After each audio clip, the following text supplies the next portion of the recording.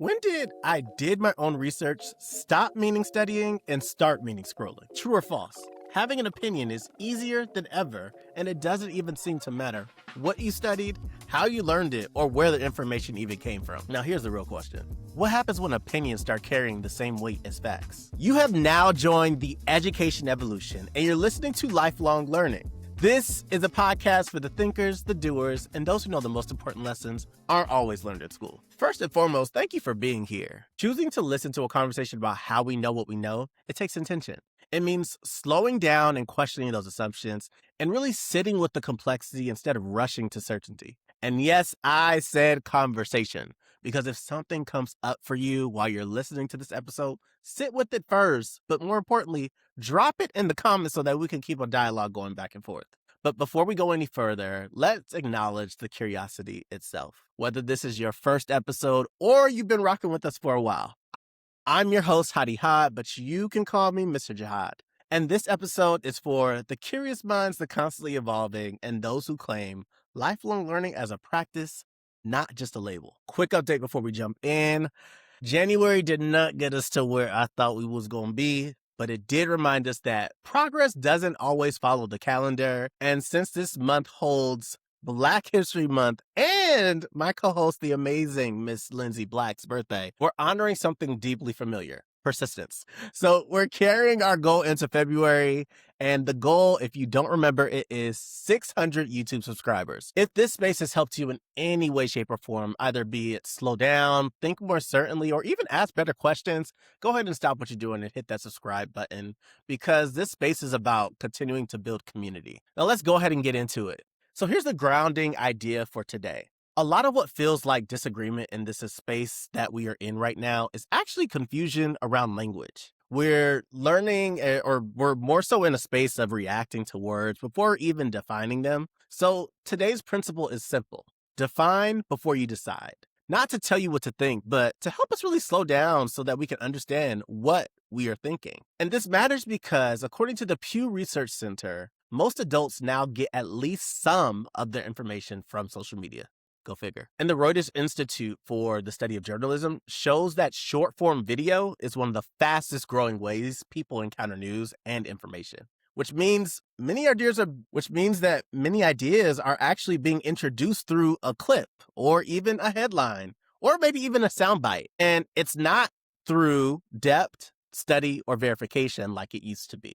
And so access to information has expanded dramatically, but understanding that information hasn't kept up with the same pace. And when exposure to information starts to feel like expertise, that means that we are not asking questions that protect the clarity of the information that we are trying to unpack and understand. So today we're going to use a methodology that is going to help us in this episode, but I also want us to deploy it outside of here as well. For each word that I'm going to use today, we're going to move through 4 steps. The first is define. What does the word actually mean? The second is situate. How is it being used today? Next is consequence. What happens when it's misused? And then lastly is to think. What questions should we be asking instead? And this structure is going to help us be grounded and help us remain honest and have integrity when we're speaking. Also, when we are understanding and reading and trying to comprehend the different content, because there's so much to consume present day. First word that we're going to unpack today is illegal. According to Merriam-Webster, illegal means not according to or authorized by law.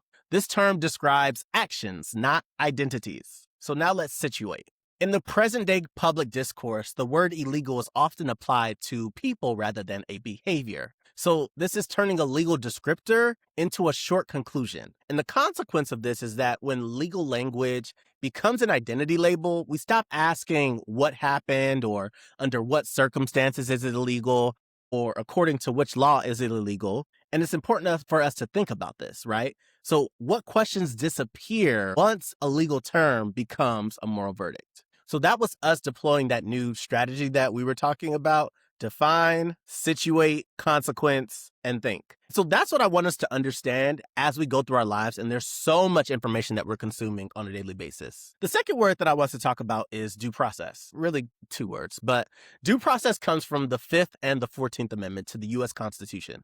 It guarantees fair procedures before deprivation of rights or punishment.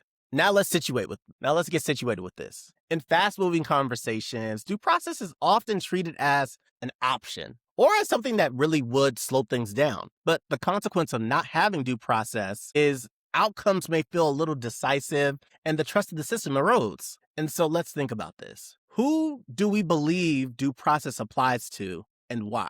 Now let's take it to the last word, which is accountability. According to Merriam-Webster, accountability is the obligation or willingness to accept responsibility for one's actions. Love that. It was even one of my word of the year. So to situate us, today accountability is often invoked without agreement on what it actually requires. And it reminds me of a training that I went to, and essentially the training was about managing up and stakeholder engagement. But the principle that I walked away from that training with is the mindset that you walk into relationships thinking that you have expectations of someone. And sometimes that's not the right approach. This was talking about work, so I different strokes for different folks. But I do want to call out the fact that they were naming that it's important for us to have agreement so that we can be on the same page. But let's get into the consequence. So when accountability isn't defined, it turns into performance instead of resolution. So that means that we're setting an expectation that somebody may not be able to meet. And let's think about this a little further. What does accountability actually look like when it's complete? So by now you may be noticing some type of pattern, and it's this. A lot of our tension right now isn't about disagreement. It's about moving too fast from a word to a judgment. And I don't mean by the ludicrous things that are happening in our country. I mean the language that we're using to understand the information that is being disseminated. And in a world where information comes at us constantly, we need something to slow us down before we react. That's where this next part comes in. So I want us to use a tool that will help us moving forward.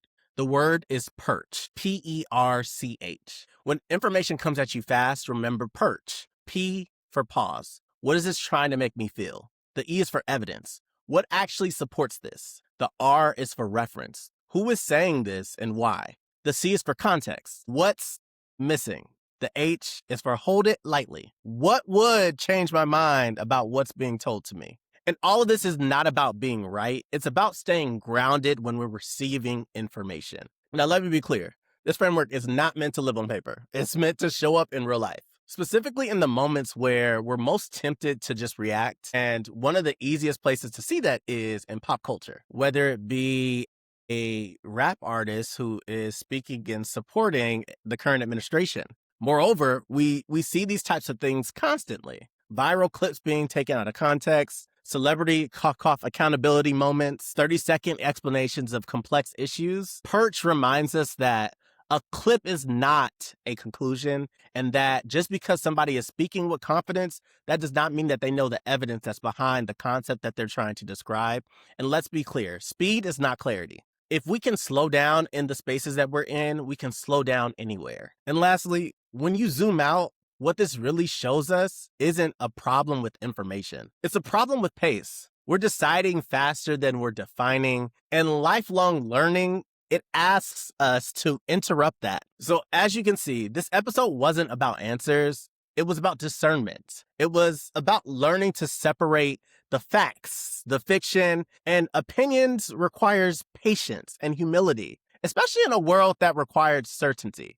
So I want you to deploy these tools because if things start to feel unsettled right now, that doesn't mean that you're lost in this environment that we're in.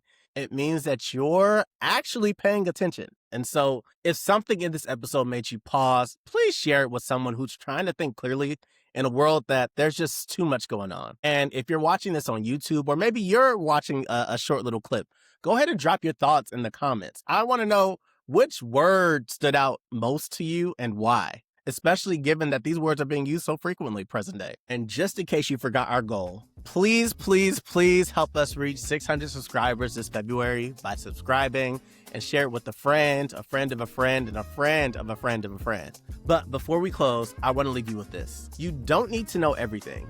You just need to stay honest about how you know what you know. Believe it or not, clarity is not loud. It's very steady. And people who learn to define before they decide move forward with intention. And with that, until next time.